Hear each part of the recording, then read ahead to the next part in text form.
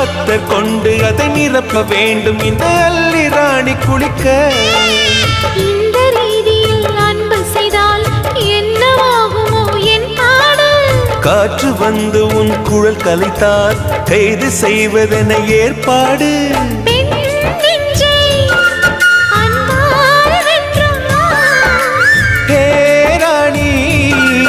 அந்த இந்திரலோகத்தில் நான் கொண்டு தருவேன் நான் ஒரு பூவீதம். உன் அன்பு அது போதும்.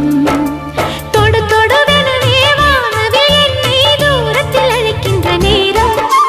விடு விடுவெனவே வாலிப மனது விண்வெளி விண்வெளி ஏறும். மன்னவா ஒரு கோயில் போல் இந்த மாளிகை எதற்காக?